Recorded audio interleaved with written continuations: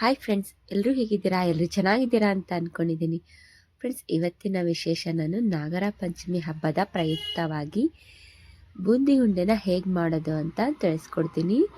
Nagara Panchami special ಆದ ಉಂಡೆ ರೆಸಿಪಿನ ನಿಮ್ಮ ಮುಂದೆ ಶೇರ್ ಮಾಡ್ಕೊಳ್ತಾ ಇದ್ದೀನಿ. ನೋಡಿ ಹೇಗೆ ಮಾಡಿದ್ದೀನಿ ಅಂತ ನೋಡ್ಕೊಂಡು ಬರೋಣ. ಪೂರ್ತಿಯಾಗಿ ವಿಡಿಯೋನ ನೋಡಿ, ಅಲ್ಲೂ ಸ್ಕಿಪ್ ಮಾಡಬೇಡಿ. ನೋಡಿ ಫ್ರೆಂಡ್ಸ್, ನಾನಿಲ್ಲಿ ಒಂದು 3 kg ಬೆಲ್ಲನ ನೋಡಿ ಕುಟ್ಟಿ ಇಟ್ಕೊಂಡಿದ್ದೀನಿ ಒಂದು ಪಾತ್ರೆಗೆ. ಈ 3 kg ಬೆಲ್ಲ ನಾನು ಒಂದು 3-4 ಥರದ ಉಂಡೆಗಳಿಗೆ ನಾನು ಯೂಸ್ ಮಾಡ್ಕೊಳ್ತೀನಿ. ಅದಕ್ಕೋಸ್ಕರ ಇದಕ್ಕೆ ನೋಡಿ ನಾನೀಗ ಒಂದು ಗ್ಲಾಸಷ್ಟು ನೀರನ್ನ ಸೇರಿಸ್ಕೊಳ್ತೀನಿ.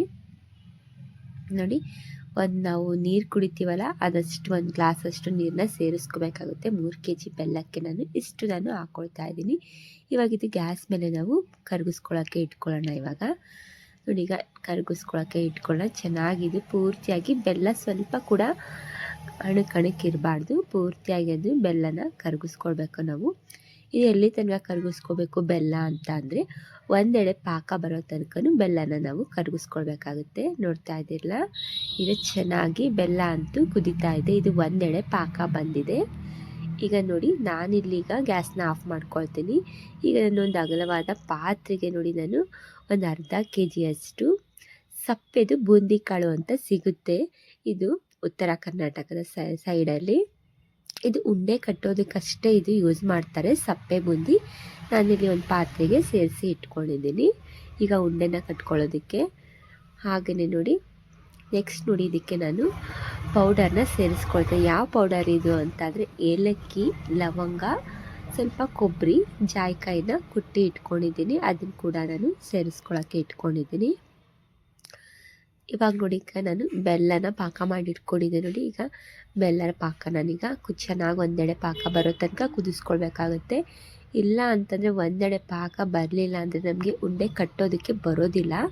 ಒಂದೆಡೆ ಪಾಕ ಬರೋ ತನಕ ನಾವು ಚೆಕ್ ಮಾಡ್ಕೊಳ್ತಾನೆ ಇರಬೇಕಾಗುತ್ತೆ. ಒಂದೆಡೆ ಪಾಕ ಹೇಗೆ ಬರೋದು ಹೆಂಗೆ ಅಂತ ಅಂದರೆ, ಒಂದು ಪ್ಲೇಟ್ಗೆ ನೀರನ್ನ ನಾವು ಇಟ್ಕೊಳ್ಬೇಕಾಗುತ್ತೆ.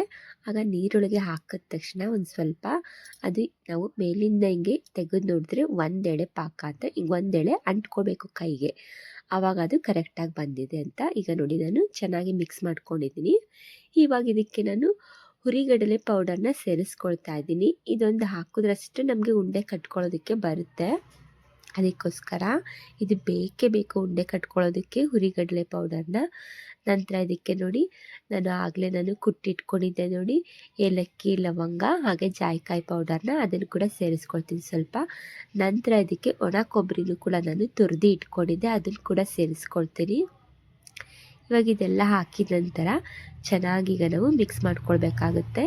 ಇದೊಂದು ನಮಗೆ ಹುರಿಗಡಲೆ ಪೌಡರ್ನ ಮಾಡ್ಕೊಳ್ಬೇಕಾಗುತ್ತೆ. ಎಲ್ಲ ಉಂಡೆ ಮಾಡ್ಕೊಳ್ಳೋದಕ್ಕೆ ಇದು ಹುರಿಗಡಲೆ ಪೌಡರು ಬೇಕೇ ಬೇಕಾಗುತ್ತೆ. ಇದಿಲ್ಲ ಅಂದರೆ ಉಂಡೆ ಕಟ್ಕೊಳ್ಳೋದಕ್ಕೆ ಬರೋದೇ ಇಲ್ಲ. ಅದಕ್ಕೋಸ್ಕರ ಈಗ ಚೆನ್ನಾಗಿ ಎಲ್ಲ ಮಿಕ್ಸ್ ಮಾಡ್ಕೊಂಡ ನಂತರ ಈಗ ನಾನು ಉಂಡೆನ ಕಟ್ಕೊಳ್ತೀನಿ.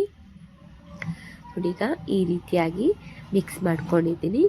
ಈಗ ಚೆನ್ನಾಗಿ ಮಿಕ್ಸ್ ಆಗಿದೆ. ಈಗ ಉಂಡೆನ ಕಟ್ಕೊಳ್ಳೋಣ. ನೋಡ್ತಾ ಇದ್ದಿರಲ್ಲ, ಈಗ ನಾನು ಯಾವ ಸೈಜ್ ಬೇಕಲ್ಲ ಆ ಸೈಜ್ನ ಉಂಡೆ ಕಟ್ಕೊಳ್ತೀನಿ.